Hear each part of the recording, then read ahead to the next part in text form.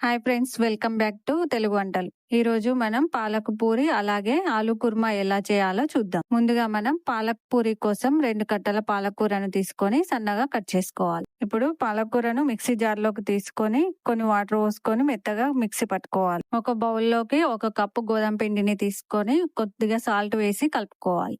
ఇప్పుడు మిక్సీ పట్టిన పాలకూర పేస్ట్ వేసుకొని కొన్ని నీళ్లు వేసుకుంటూ కలుపుకుంటూ మెత్తగా ముద్దలాగా చేసుకోవాలి. ఇప్పుడు ఆయిల్ వేసి కలుపుకొని 10 నిమిషాలు మూత పెట్టి నాననివ్వాలి. ఈ పిండి నానేలోగా ఆలు కుర్మా కోసం 1/2 కేజీ ఆలుగడ్డల్ని తీసుకొని సగంగా కట్ చేసుకొని నీళ్లలో వేసి స్టవ్ వెలిగించి ఉడికించుకోవాలి. ఆలుగడ్డల్ని మధ్యలో కట్ చేసుకోవడం వల్ల తొందరగా ఉడుకుతాయి. ఆలుగడ్డలు ఉడికినట్టే స్టవ్ ఆఫ్ చేసుకుందాం. 10 నిమిషాల తర్వాత పిండి నాననట్టే చిన్న ఉండలుగా చేసుకొని పూరీలను చేసుకుందాం. పూరికి ఆయిల్ పెట్టుకుంటూ చేసుకోవడం వల్ల పూరీలు మెత్తగా వస్తాయి. పూరీలు చేసుకోవడం అయిపోయింది. ఇప్పుడు స్టవ్ వెలిగించి కడాయి పెట్టి దాంట్లో నూనె పోసుకోవాలి. నూనె కాగిన తర్వాత పూరి వేసి పొంగేలాగా కాల్చుకోవాలి. ఇలా పూరీలను కాల్చుకోవడం వల్ల మెత్తగా ఉంటాయి. పూరీలు రెడీ అయ్యాయి. ఆలు కుర్మా కోసం ముందుగా ఉడికించుకున్న ఆలుగడ్డల్ని పొట్టు తీసి స్మాష్ చేసి పక్కకు పెట్టుకోవాలి.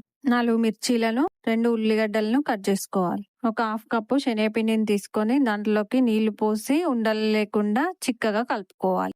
ముందుగా స్టవ్ వెలిగించి కడాయి పెట్టుకొని అందులో 1 పావడి నూనె పోసుకొని నూనె కాగిన తర్వాత జీలకర్ర, ఆవాలు, శనగపప్పు, పచ్చిమిర్చి, కరివేపాకు, ఉల్లిగడ్డ వేసి కలుపుకోవాలి. కొద్దిగా పసుపు వేసుకొని కలుపుకోవాలి. తర్వాత 2 గ్లాసుల నీళ్లు పోసుకొని కొద్దిగా ఉప్పు వేసి కలిపి మరగనివ్వాలి. నీళ్లు మరిగిన తర్వాత స్మాష్ చేసుకున్న ఆలుగడ్డల్ని వేసుకొని బాగా కలుపుకోవాలి. చిక్కగా కలుపుకున్న శనగపిండి మిశ్రమాన్ని పోసి కలుపుకోవాలి. ఇప్పుడు ఉడకనివ్వాలి. ఇప్పుడు ఉడికింది, స్టవ్ ఆఫ్ చేసుకోవాలి. ఇప్పుడు టేస్టీ పాలక్ పూరి ఆలు కుర్మా రెడీ అయింది. మీరు కూడా బ్రేక్ఫాస్ట్ కి ట్రై చేసి చూడండి. రెండిటి కాంబినేషన్ బాగుంటుంది.